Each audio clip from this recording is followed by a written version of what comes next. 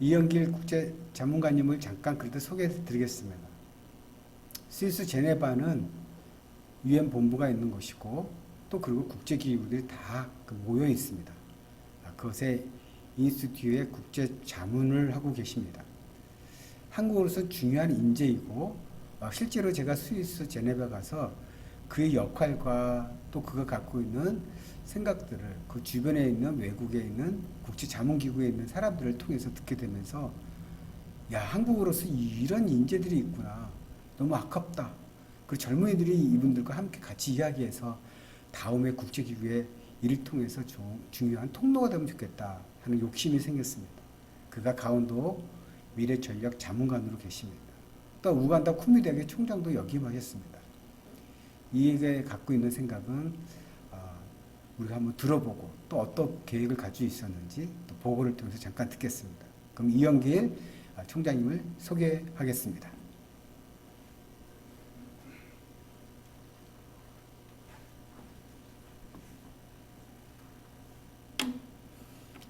네, 안녕하십니까. 소개받은 이영길입니다.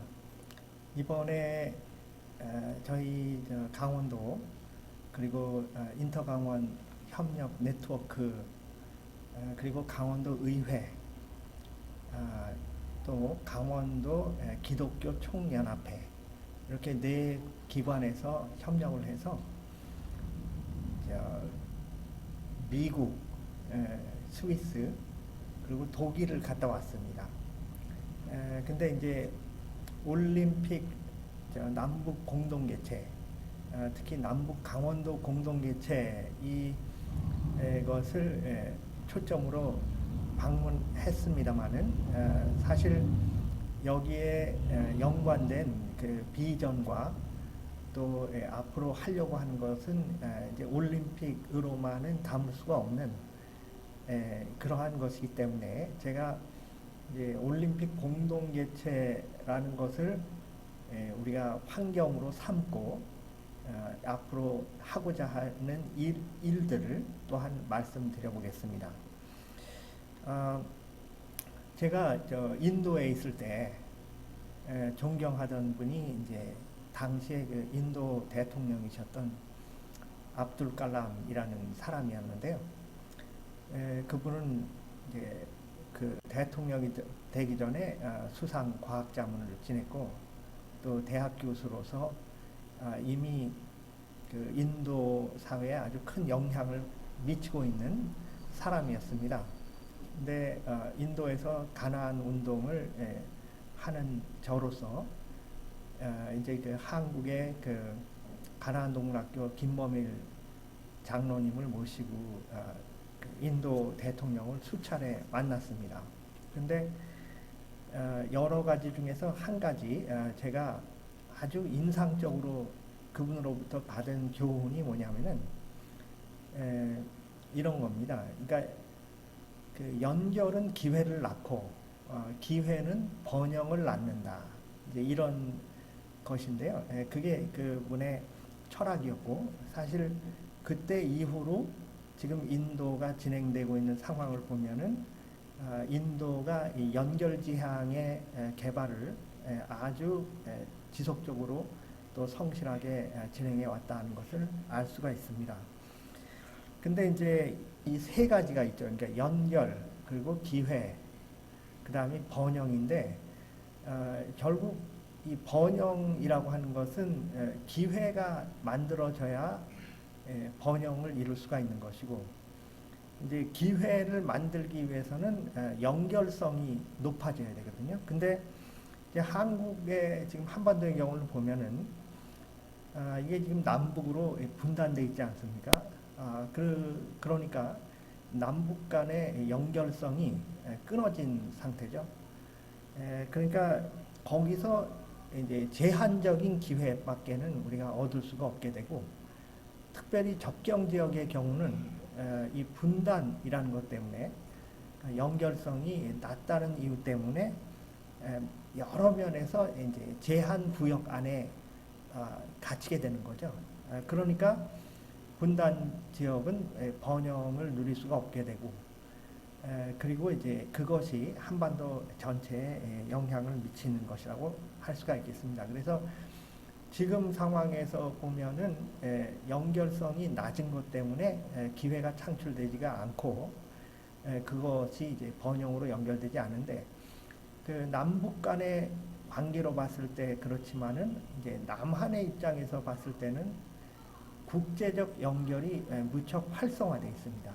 이제 그 한 가지가 올림픽이라고 말할 수가 있는데 이제 올림픽으로 인해서 생긴 이 연결의 역학 관계를 우리가 어떻게 지금 이 분단된 현실 속에 활용을 해서 결국 연결성을 남북 간의 연결성을 높일 것인가 하는 이 과제라고 하겠습니다.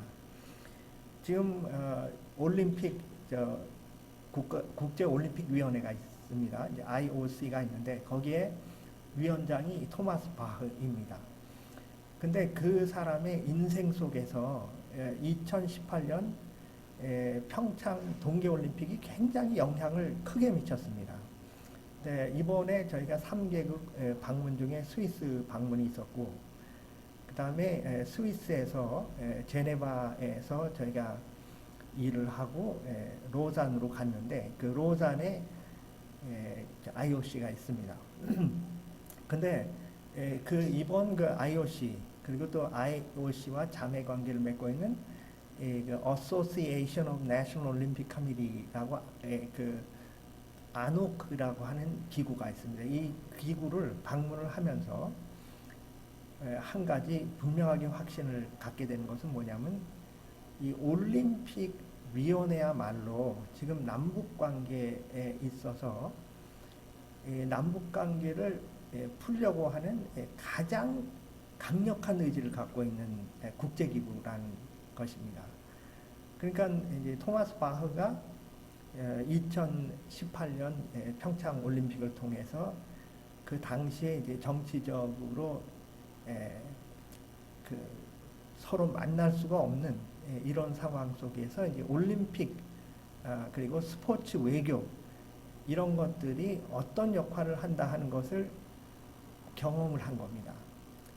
물론 그것이 이제 향후에 그 3국 간의 정상회담으로 이어졌고 뭔가 이제 그때 그 올림픽 그 스포츠라고 하는 것이 정치적인 교착 상태를 풀 수 있는 계기가 될 수가 있다는 것을 그 토마스 바흐 위원장이 몸으로 직접 경험을 하면서 이제 이번에 2024년에 강원 청소년 동계올림픽을 개최할 수 있도록 도운 겁니다. 그래서 IOC에서는 이것을 이제 강원도에다가 그 기회를 주면서 그 올림픽 위원회의 리더십이 갖고 있는 강력한 소망이 있습니다. 그것은 어쨌든 지금 교착 상태에 있는 이 남북 관계 그리고 이 전 세계적인 그 분단을 상징하는 이 한반도에서 올림픽을 통한 그 평화의 기회가 생기기를 바란다 하는 것이 토마스 바흐 위원장의 강한 의지이고 이제 이것이 지금 강원도 의회 그리고 시민사회하고 연결됐다고 하겠습니다. 그래서 이런 그 제한의 땅을 기회의 땅으로 만들고자 하는 것인데요. 지금 그러면은 강원도 그리고 강원도의 시민사회는 이걸 어떤 시나리오로 지금 읽고 있느냐 하는 겁니다. 그리고 이번에 저희들이 3개국을 방문하면서 이제 박세영 우리 교수님 지금 NCDMZ 대표를 맡고 계시죠. 그리고 한반도 발전 연구소 연구원 김영봉 교수님도 같이 전문가단으로 3개국 방문을 했는데요. 그 전문가적 시각에서 우리가 그 국제사회에 어필하고자 했던 것이 뭐냐. 이것은 이제 강원도 의회 또 시민사회와 함께 우리가 이제 이게 우리가 원하는 겁니다 하고 제시했던 겁니다. 지금 연결은 기회를 낳고 기회는 번영을 낳는다 하는 것에 있어서 이제 남북 간의 단절된 상황 때문에 기회가 창조되지 않았지만은 이제 2024년 남북 강원 올림픽 동계 청소년 올림픽 공동 개최라고 하는 것이 국제 사회와의 연결을 통해서 특히 올림픽 위원회와의 연결을 통해서 이제 성립이 되게 된 겁니다. 그러면 그것은 하나의 지금 놓칠 수 없는 기회가 만들어진 것인데 그 놓칠 수 없는 기회를 지금 이제 가장 구체적으로 우리가 표현한 것이 그 올림픽 관문도시라고 하는 것입니다. 그러니까 지금 IOC에서는 강원 동계 청소년 올림픽이라고 이름을 정하고 일단 남강원도에서 그걸 받았습니다. 근데 IOC의 희망은 결국 북강원도도 같이 참여해서 공동으로 개최하기를 이제 원하는 것이거든요. 그러면 그게 공동으로 개최할 수 있기 위해서는 남과 북, 특히 남강원도와 북강원도를 잇는 관문, 그 게이트웨이가 있어야 되죠. 당연히 그러니까 남쪽에서 올림픽을 개최하다가 예를 들면 원산 마식령의 스키장에서 그 어떤 몇 가지 종목을 하고 그것을 이제 공동으로 관리한다고 했을 때 제1차적으로 우리가 상식적으로 가질 수 있는 생각은 남과 북 강원도를 잇는 그 관문이 있어야 되겠다 하는 겁니다. 그런데 이제 남과 북이 갈라져 있으니까 DMZ가 있고 그것은 Demilitarized Zone이라서 비무장 지대이지만은 사실상으로는 가장 무장화된 지역이죠. 그리고 유엔이 관할을 하고 있습니다. 그러니까 그 지역에 남과 북을 연결하는 관문을 만든다는 이제 이 개념이 지금 하나의 과제로 들어오게 된 것입니다. 그러니까 하나의 그 개구멍 같은 게이트웨이를 만들어야 되는데 우리는 이제 그것이 그 하나의 문이 되지 않고, 그러니까 처음에는 문으로 시작하지만 문을 통해서 연결되는 두 개의 사회, 그러니까 남쪽과 북한을 연결하는 공동 구역을 만들고 싶은 겁니다. 왜냐하면 남북 통일이라고 하는 것을 우리가 상상할 때 이렇게 구체적으로 상상하기가 쉽지 않잖아요. 근데 그 상상력을 돕는 한 가지 방법이 실험 공간을 만드는 게 있습니다. 그러니까 우리도 이제 어떤 뭐 산업을 한다든지 발명을 해서 그것을 제품화한다고 해서 시장에 팔기 전에 이제 시제품을 만들잖아요. 그러면 시제품을 만들어서 그것의 유용성을 보죠. 그 다음에 약점을 고치고 해갖고 좀 더 완성된 제품을 만드는 것 같이 통일이라고 하는 과제는 훨씬 거대한 과제이고 비전이기 때문에 먼저 작은 모델의 실험이 필요하다 이겁니다. 그러니까 관문을 만드는 것 자체도 굉장히 도전적이고 의미 있는 실험이죠. 관문 자체가 만들어지는 게 쉽지 않습니다. 왜냐하면 문을 통해서 닫혀진 두 개의 사회가 교류를 시작하는 것이기 때문에 근데 이제 그 관문에서 나가서 DMZ를 포함하는 그러니까 우리가 저기 그 군사 분계선이 있고 또 그 군사 저기 장비를 설치할 수 없는 선이 있고 민간인 통제선이 있고 이런 선들이 있지 않습니까? 그래서 그 남쪽과 북한의 이제 그런 선들로 이렇게 구분이 지어지면서 남과 북이 이제 소통을 못하는 이런 상황인데 그것을 특별한 구역을 만들어서 그러한 선을 포함하는 관리 가능한 그러니까 유엔이 지금 관리를 하는 구역이기 때문에 유엔이 보장하고 또 보호하는 특별 평화구역을 만드는 것이 중요하다. 그래서 관문 그다음 단계로 저희가 그리고 있는 것이 그러한 평화구역입니다.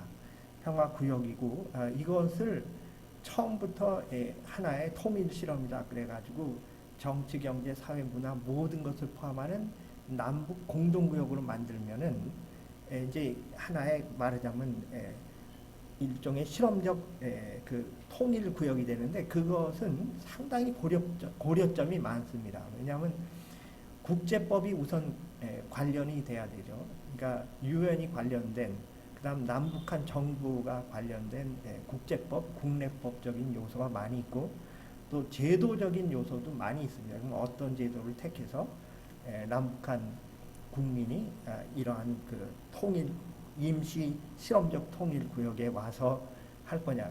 그러니까 사실 그것 자체도 도전적이고 해결해야 될 문제가 너무나 많기 때문에 그러지 않고 지금 우리 박세영 교수님하고 김영봉 교수님께서 이번 그 3개국 순방을 통해서 제시했던 건 뭐냐면은 공동구역을 설정하는데 그 관광구역으로 설정을 하고 거기서 국제사회 그러니까 남북한을 포함한 다양한 나라들이 거기서 어떤 그 최소한의 말하자면 자유무역지대 같은 그러한 기능이 가능한 경제구역을 그러니까 투어리즘 그 관광을 테마로 만들어 보자는 겁니다. 그래서 이제 우리 박세영 교수님은 이미 저 중국의 도문에서 그 도문 광장을 설계하셨고 그래서 도시공학자로서 또 설계자로서 이미 영향을 많이 미치고 있고요.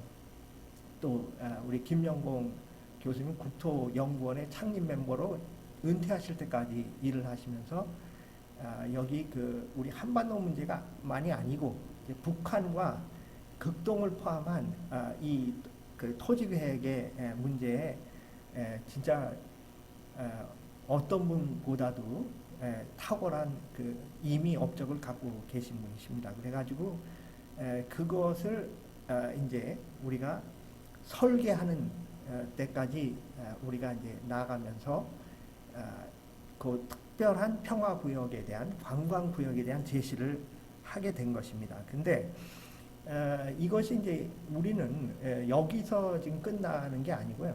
지금 저희가 갖고 있는 비전은 뭐냐면 문으로 게이트웨이로부터 열린 기회 물꼬를 특별 관광구역, 그러니까 남북이 포함되고 국제사회가 같이 운영하는 유엔 관할하에서 평화구역으로 이번 올림픽 전까지 만들고 그래서 올림픽을 치르고 그 다음에 이제 고성군이 이제 지금 하나의 대상지역이 돼 있는데요. 왜 그러냐면은 강원도 그다음에 이쪽 경기도 이렇게 쭉 그 접경지를 따라가면은 접경지대에 연결된 도시들이 많이 있습니다. 강원도 같은 경우는 벌써 고성으로부터 시작해서 양구, 철원 이런 도시들이 연관이 돼 있는데 특히 고성을 우리가 중요하게 생각한 이유는 그 지금 연결성을 제가 얘기 드렸지 않습니까? 이거 커넥티비티에 있어서 연결성에 있어서 고성이 한 가지 큰 장점을 갖고 있습니다. 왜냐하면 그 내륙의 연결도 있지만은 해안의 연결이 있다는 겁니다. 그래서 그 해안과 항공과 그 내륙 그 육지교통 세 가지를 다 포함하는 의미에서 이런 그 국제사회의 접근성이 훨씬 높다는 그 장점이 있다는 것이죠. 그래서 고성이 많이 그동안 그 정부의 정책 속에 회자가 됐고 이것을 우리가 올림픽을 계기로 해서 창조적으로 구체화시키자 하는 것입니다. 그래서 이제 고성이 커요.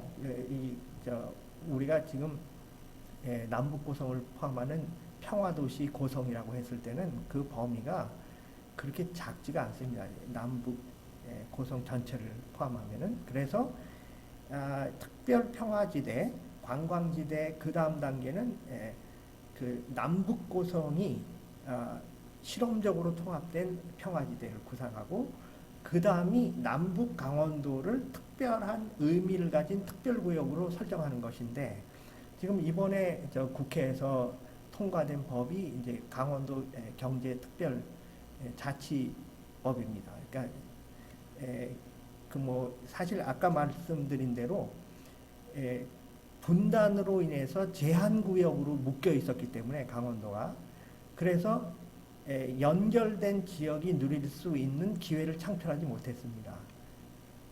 왜냐하면 제한구역이기 때문에 그래서 제한성 때문에 발전하지 못한 측면이 있어서 이제 이번에 국회에서 중점을 뒀던 것은 경제적인 측면이었고 그래서 제한된 구역으로 인해서 누리지 못했던 기회들 때문에 발전이 못됐으니까 특별자치도를 만들어가지고 경제적인 인센티브를 많이 주자는 겁니다.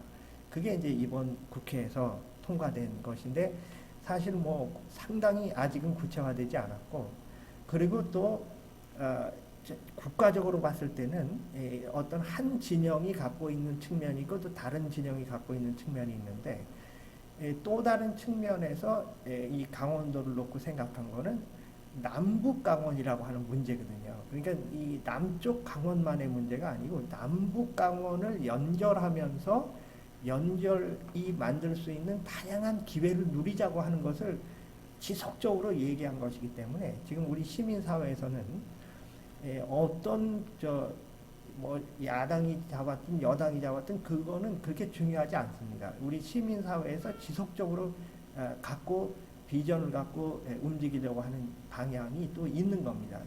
그래서 그것은 그러니까 통일의 실험 2단계로서 남북 강원도를 일종의 통일 실험지구로 해서 평화적인 다양한 가능성이 만들어지는 도 차원에서의 설정이라고 하겠습니다. 네, 그래서 이제 여기까지 이제 지금 기회 시나리오가 어떻게 이렇게 전개되었는가 하는 것을 말씀드리고 그런 맥락에서 이번에 3개국을 방문하게 됐고 또 15개국에서 이번에 다시 한국을 찾고 강원도를 방문하게 됩니다. 핵심 파트너가 있겠죠, 당연히. 그러니까 지금 이제 이것은 한반도 문제라고 하는 것은 남북 간의 문제만은 아니죠.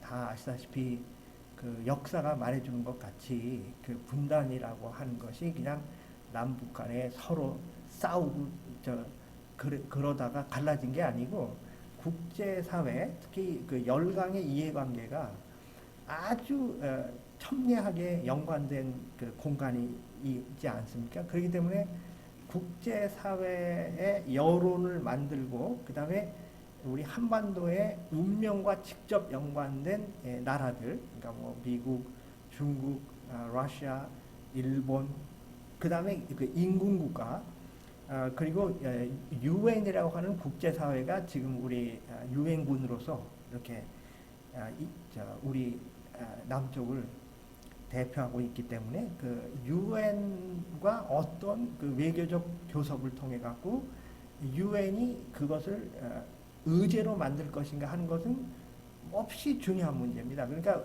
뭐 개인이 어떤 그 남북 간의 뭐 우리 민족끼리 해갖고 남북 간의 문제만을 초점을 맞춰서 일할 수는 있지만 개인적으로 그러나 전체적인 그 통일 혹은 평화의 시나리오는 국제사회를 배제해서는 절대로 일어날 수가 없는 거죠. 그러니까 지금 우리 앞에 놓인 연결의 기회 속에서 지금 이제 몇 가지 중요한 기회의 문이 열리고 있습니다. 첫째는 국제올림픽위원회입니다.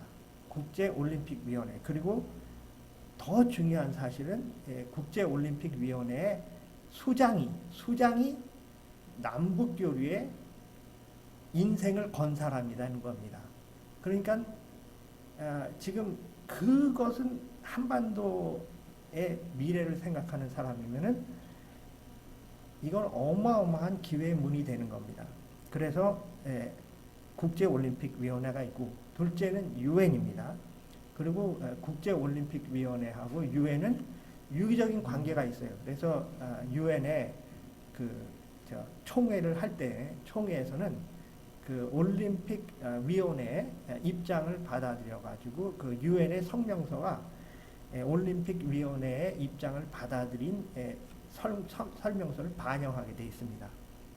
그래서 이제 유엔이라고 하는 기구가 앞으로 한반도의 운명, 특히 남북 강원도의 협력을 추진하는, 그리고 구체적으로 이 고성이라는 곳에서 사례를 만들고자 하는 우리들에게 있어서 무척 중요한 국제기구다 하는 것이고, 그 다음에 이제 인근 국가 미국, 러시아, 중국, 일본입니다. 그리고 그 주변 국가인데, 지금까지는 저희는 주로 구미주의 그 공공 외교를 발전시켰습니다. 근데 그게 구미주만 중요하다는 의미가 아니고요.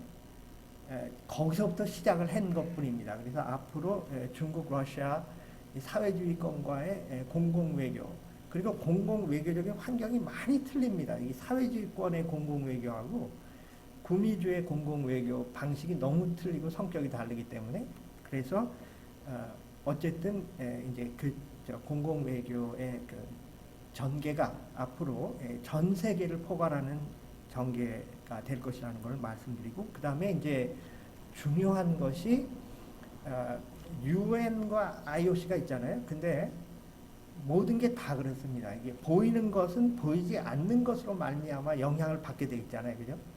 그러니까 뭐 우리 나타나는 이런 꽃이나 생물이나 뭐 이런 모든 것들이 미생물의 영향을 받는, 미생물은 보이지 않는 곳에서 활발하게 그 일을 하잖아요. 그러면 나타나는 현상들은 사실 보이지 않는 것으로 말미암아 영향을 받는 거란 말입니다. 근데 지금 국제사회 뭐 UN이다, 그 다음에 IOC다, 이런 것이 그 공식적인 구조 안에서 다 결정을 하고 이루어진다고 오해하기 쉽습니다. 근데 절대 그렇지 않고, 그 기구들을 움직이는 보이지 않는 구조가 있어요. 보이지 않는 구조와 시민사회, 국제 시민사회하고 NGO입니다. 이번에 방문한 한 제네바에도 유엔의 그 공식 기구는 한 40개 정도가 있어요. 뭐 유니탈, 그 다음에 UNHCR, 뭐 여러 그 40개 정도 되는 기구가 제네바에 있고, 그 다음에 유엔과 협력하는, 그러니까 유엔의 자문지위를 갖고 있는 NGO가 한 700개가 있습니다. 700개 있고, 그 다음에 그 이외에도 다양한 기관들이 거기에 있는 것이죠. 그래서 국제사회의 여론 조성이 중요한데, 국제사회의 여론 조성은 실제 유엔 기구에서 하는 것이 아니고 유엔 NGO가 우리 남북의 문제, 특히 남북 강원도의 문제를 의제로 택할 때, 의제로 택하는 순간이 국제사회의 여론이 우리 한반도를 향하게 되는 순간입니다. 그래서 이런 그 국제 NGO들과의 접근이 중요하고, 이번에 이 3개국 순방에 있어서 국제 NGO의 역할이 무척 컸습니다. 왜냐하면은 지금 스위스에 기반을 한 그 Geneva Institute for Leadership and Public Policy라는 기관이 있는데, 제가 거기서 국제 자문을 맡고 있고요. 근데 거기서 이것을 적극적으로 의제로 삼아가지고 3개국 순방에 특히 그 미국과 스위스의 순방을 적극적으로 도왔습니다. 그리고 이제 그 UN NGO를 통해서 지금 유니타라하고 UN 세계 식량 기구가 연결이 돼 있는데, 이제 이 두 기구가 그 UN 기구 중에서 우리가 중요하게 생각하는 기구입니다. 왜냐하면은 그 UN 세계 식량 기구는 2020년에 노벨 평화상을 받았어요. 노벨 평화, 왜냐하면 식량의 문제는 빈곤의 문제를 다루는 거잖아요. 근데 빈곤의 문제를 다루려면 평화의 문제를 다루지 않을 수가 없어요. 지금 보면 가장 빈곤한 나라는 분쟁 지역입니다. 저도 우간다에 있었지만 우간다의 바로 위에 남수단이 있거든요.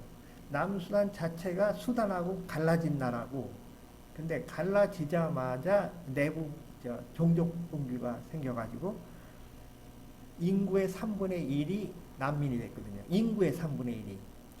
그러면 그 분쟁 상황 속에서는 번영을 얘기하기 힘듭니다. 그래서 빈곤의 문제는 갈등의 문제하고 딱 연관이 돼 있고, 결국은 그 식량기구라고 하는 것은 식량을 주는 걸로만 생각하기 쉽지만은 빈곤의 문제를 종합적으로 다루는 거거든요. 그래서 노벨 평화상을 받은 겁니다. 근데 이제 지니바 인스티튜트가 UN 세계식량 기구하고 가깝게 연결이 돼 있고, 그 다음에 유니타르는 원래부터 유니타르 안에 공공 외교, 스포츠 외교 분야가 있습니다. 그리고 스포츠 외교를 국제법적으로 다루는 그 분야가 있기 때문에 지니바 인스티튜트의 그 자매 기구이기도 하지만은 한반도 문제, 특히 올림픽 위원회하고 관련된 남북 강원도 공동 개최가 그들에게도 무척 중요한 의제가 될 수밖에 없는 거죠. 그래서 이제 그러한 그 핵심 파트너에 대한 이해가 중요하고, 또 이번에 그런 기구들을 방문했다는 것을 말씀드리겠습니다. 이제 전체적으로 방향을 이미 이제 어느 정도 제가 말씀을 드렸는데요. 한 가지 말씀드리지 않은 거는 이제 인터 강원 협력 네트워크라는 게 만들어졌습니다. 그래서 이번에 3개국을 순방할 때 이제 거기가 주최를 했고요. 그래서 말하자면 이제 이 전체를 이렇게 조율하고 이 드라이브 하는 것이 누가 드라이브 할 거냐 이 문제거든요. 근데 이제 외교라고 하는 거를 두 가지 측면에서 얘기를 하고 있고, 우리 한국은 이제 외교 그러면은 국가 외교만 생각한 것이 아주 최근까지 일입니다. 그러니까 외교 그러면 국가가 하는 거예요. 이제 외교부 장관이 하고 대통령이 하고 이런 그 높은 사람들이 외국에 나가서 하고 대사들이 하고 하는 건데, 지금까지 아주 최근까지예요. 그러니까 거의 2000년대 초까지는 한국에서는 외교를 국가 외교로만 생각을 했습니다. 그런데 아까 잠깐 말씀드린 것과 똑같은 건데요. 보이는 것은 보이지 않는 것으로 말미암아 영향을 받는다는 것이 그 외교에도 똑같습니다.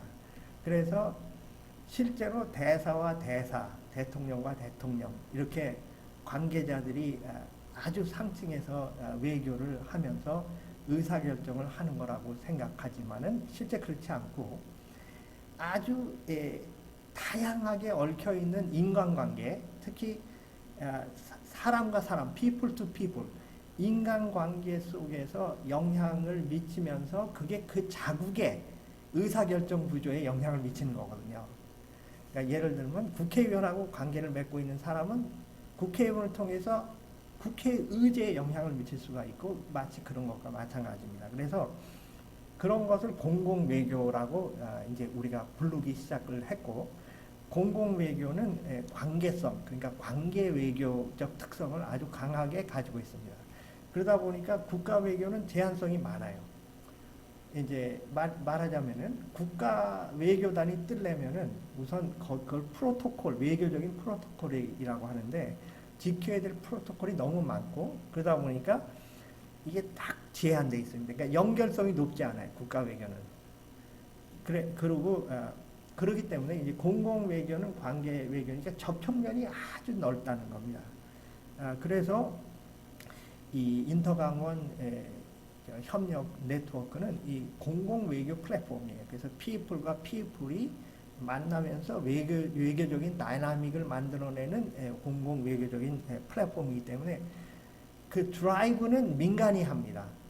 외교적인 드라이브는 민간이 하고 정부는 지원하는 거예요. 정부는 이렇게 환경을 만들면서 지원하는 구조라는 것을 말씀드리고, 앞으로 남북 강원도의 그 평화 외교, 통일 외교에 있어서는 이미 강원도도 2년 전에 선언을 했습니다. 그래서 제가 지금 미래전략자문관입니다만은 다른 말로는 공공외교 자문관이 제 그 명칭이에요. 그래서 가로 속에 공공외교라고 되어 있습니다. 그러니까 이제 그러니까 말하자면 강원도가 공공외교를 미래 전략의 무척 중요한 선택으로 했다는 것이죠.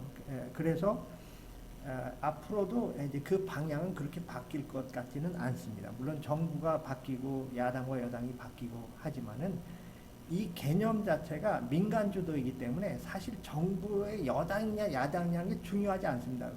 왜냐하면 우리 민간이 하겠다고 하는 거거든요. 그렇기 때문에 전체적인 큰 가버넌스의 틀 안에서는 그 변화가 없다는 것을 말씀을 드리고요. 이제 우리가 하게 되는 것이 지금 이번에 6월 달에 3개국 순방에 대한 답방 형식의 국제 회의가 있습니다. 그래서 이때는 15개국에서 참여를 하고, 물론 그보다 더 많은 나라가 연관이 되어 있습니다만은 비자 문제도 있고 여러 상황 때문에 한 15개국에서 방문을 해갖고 이제 그 플랫폼을 견고하게 이제 만드는 기회가 있습니다. 이제 여기에서 아주 특이한 사항이 한 가지가 있는데요. 그 강원도 공공외교에 있어서 아마 다른 곳에서는 사례를 찾기가 좀 어려운 부분이고, 실제 우리가 다니면서 그런 피드백을 받았습니다. 그게 뭐냐면 교계 있잖아요. 교계, 교회가 공동 외교의 중요한 파트너로 참여하고 있다는 겁니다. 그러니까 강원도 기독교 총연합회인데, 지금 우리가 뭐 역사적으로 그 교회와 국가의 문제를 많이 뭐 이미 서방 사회에서는 무척 많이 토론을 해왔고, 이제 그런데 지금 이 공공 외교에 있어서 그 교회가 공식적으로 참여하는 사례는 무척 드문 사례입니다. 그래서 이제 그런 측면이 하나의 독특한 측면으로 지금 돼 있고, 또 일종의 연구 주제이기도 합니다. 그리고 이번 공공외교 그 투어에서 세계 교회와 접촉점을 만드는 것도 두드러진 하나의 일입니다. 그러니까 올림픽 위원회라고 하는 국제기구가 있고, 또 UN, 그다음에 유니탈 뭐 이런 쪽하고도 우리가 만나면서 중요한 시나리오를 만들었지만은, 동시에 우리가 같이 공공외교의 장에서 협력한 것이 그 국제교계입니다. 세계교계. 그래서 WEA의 그 사무총장하고 우리가 아주 뜻깊은 교감을 나누었고요. 그리고 이제 그 한국적인 입장에서도 그 교계의 그 참여를 무척 관심 있게 지금 지켜보고 있고, 또 저희도 공공외교의 한 중요한 꼭지점으로 교계를 삼고 있습니다. 그러니까 교회 참여죠.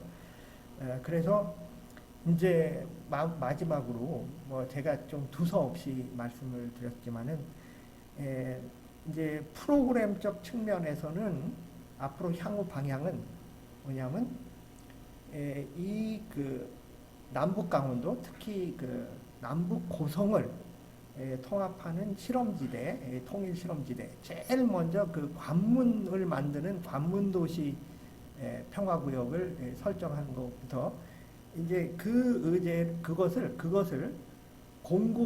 공적인 의제로 만드는 것이 향후 방향입니다. 그래서 강원도 의회에서 이것을 통과시키고, 우리 국가의회에서 통과시키고, 유엔의 다양한 위원회에서 의제로 삼아가지고 결국 유엔 총회가 우리 그 인터강원 그리고 고성이라고 하는 프로젝트를 자기네 의제로 선언하는, 이게 이제 프로그램적인 측면에서 우리가 생각하는 한 방향이고요.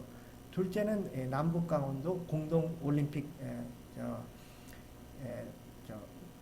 청소년 동계 올림픽 개최가 되겠습니다. 그리고 이제 프로그램적인 측면에서 우리가 한 가지 이번 순방을 통해서 나오게 된 의제가 뭐냐면은, 이 지금 평화와 그 통일의 문제를 다음 세대하고 같이 해야 된다는 겁니다. 그래서 다음 세대가 참여하지 않는 운동, 다음 세대가 참여하지 않는 외교, 공공외교는 미래가 없는 운동이다. 그래서 이제 그 청소년들을, 그러니까 청소년, 청년 대학생들을 다양한 측면에서 동원을 해서 매년 그 제네바에 있는 UN 기구와 UN NGO에 인턴십을 하도록 연결하는 겁니다. 근데 그것도 두 가지가 있는데, 비전 투립으로 이렇게 한 2주 정도 하면서 하는 게 있고, 그다음에 그 중에서 자기가 국제사회에 더 적극적으로 자기의 커리어로 이렇게 자기의 인생의 하나의 목표로 이 국제사회를 삼을 수 있게 돕는 인턴십은 예를 들면 6개월, 뭐 1년 이런 데 해서 UN NGO 혹은 UN 기구에서 할 수 있도록 하는 그것을 우리가 이번 3개국 방문을 마치면서 의제로 삼은 구체적인 계획입니다. 앞으로 그렇게 될 거로 저는 믿고 있고요.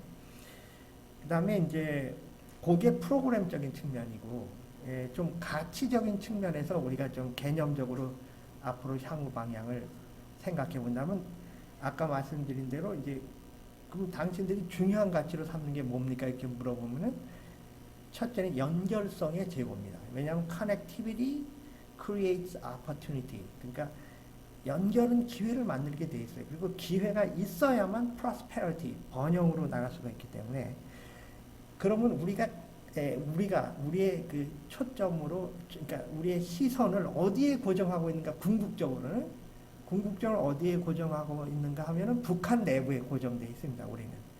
그러니까 국제사회에서 이 사람 저 사람 만나고 뭐 다 또 각계각층에서 각 영역에서 교계까지 포함해가지고 우리가 만나지만은 우리의 궁극적인 시선은 북한에 머물러 있다. 그러니까 북한 내부와 접촉점을 만들고 연결성을 높이는 것이 중요한 외교적인 목표입니다. 그래서 이제 그게 지금 한 가지 초점이고, 아까 말씀드린 이제 가버넌스의 문제는 아까 말한 대로 공공 외교적 접근이기 때문에 정부가 주도하는 게 아닙니다. 그래서 정부의 어떤 정부냐 하는 것이 우리에게 있어서 부차적인 방향이고, 다만 지금 현재 정부와 앞으로 어떻게 협력할 것인가 하는 문제죠. 그래서 가버넌스의 문제가 중요한 가치라고 하겠습니다. 그러니까 우리 그 민간과 정부가 어떻게 협력하느냐, 그 협력성을 어떻게 높일 것인가 하는 게 두 번째 중요한 가치고요. 세 번째가 접경지역 연구입니다. 그러니까 이 지금 고성만 생각하면 안 되고, 이 고성이라고 하는 것은 접경지대를 이렇게 접경지대의 상징적 꼭지점이니까, 그래서 앞으로는 저쪽 경기도부터 시작을 해갖고 동해안까지 강원도를 포함하는 다양한 접경 지역에 대한 연구가 이루어져야 되고, 그 맥락 속에서 강원도의 접경지대가 규정이 될 필요가 있습니다. 그래서 그걸 우리 김영봉 원장님께서 뭐 이미 전문성을 갖고 상당히 연구가 축적되어 있는데요.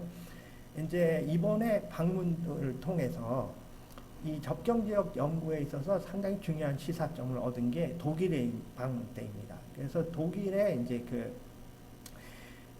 그 동독 국회의원을 했던 분께서 세미나를 했거든요. 저희하고 세미나를 하면서 이제 동독과 서독이 통합돼가는 과정에서 자기가 청년 때부터 경험한 것을 얘기했고, 거기서 어떤 그 교훈을 얘기하고, 그래서 결국은 이제 두 개의 상이한 사회가 접경지대가 무너지면서 통합돼가는 과정에서 이제 경험하게 되는 모순도 말을 했고, 또 한반도의 경우에 있어서는 피했으면 좋겠는 교훈 같은 것도 말했습니다.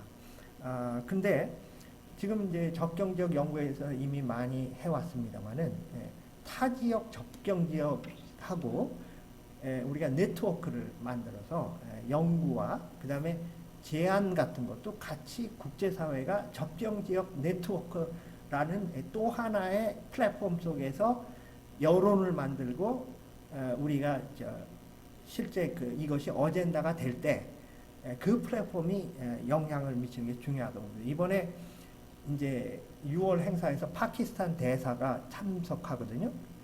아시다시피 파키스탄은 인도하고 아주 오랜 동안 접경을 하고 있고 이제 분쟁 지역입니다. 크게 세계적 상징 지역을 세 개로 잡으면은 이런 아시아 대륙을 놓고서 보면 극동이 있고 근동이 있고 중앙이 있는데, 극동의 분쟁 지역 상징하는 지역은 한반도고, 서쪽의 분쟁 지역을 상징하는 데는 이스라엘 팔레스타인입니다. 그리고 중앙의 분쟁 지역의 대표적인 상징 지역이 서남아시아, 인도, 파키스탄, 카시미르, 펀잡, 신트 이런 지역입니다. 그래서 국제적인 분쟁 지역이죠. 그래서 이제 이런 그 접경 지역의 연구를 국제적 네트워크로 하는 것이고요. 그런 의미에서 이제 국제화, 네트워크화 이것이 중요한 가치입니다. 그리고 마지막으로 공공 외교적 가치. 그러니까 정부 주도가 아니에요. 정부 주도는 이게 시간이 짧습니다. 그래서 민간이 주도하면서 항구적인 플랫폼을 만들고 정부가 돕는 겁니다. 이러한 측면에서 공공 외교적 가치를 우리가 모색하고 있다는 것을 말씀드리겠습니다. 이것으로 이번 3개국 순방에 대한 보고와 시사점을 나눴습니다. 감사합니다.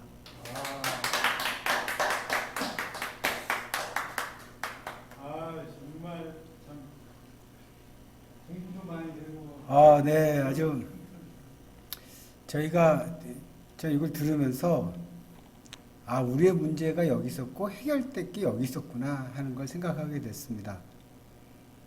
우리의 문제는 남과 북이라고 그래서 그걸 해결한다고 생각했는데 실은 그게 아니고 국제적으로 함께 해야 된다는, 그리고 또 시민 사회에서 거버넌스와 또 특히 그걸 구체적으로 우리가 또 해야 된다는 것은 공공 외교에 대한 그런 몇 가지의 키워드를 얻게 되었습니다. 여러분들은 어떻게 들으셨습니까? 이 일들이 좀 더 구체적으로 간다면 우리가 더 눈에 더 쉽게 보지 않을까. 그리고 여러분의 참여도 독려하겠습니다. 또 이번에 아까 잠깐 이영기 총장님 말씀하신 것처럼 앞으로 이 다음 세대와 어떻게 연결할 건가에 대해서 인턴십에 대해서도 말씀하셨잖아요. 이것들 우리가 구체적으로 또 이제 진행하고 시작하려고 합니다. 일들이 계속 이어져 가고 또 그들에게 주신 새로운 생각들이 우리가 또 전달되고 그들을 통해서 우리에게 꿈과 또 비전을 볼 수 있기를 바랍니다. 오늘 참 좋은 시간이었습니다. 참으로 감사합니다.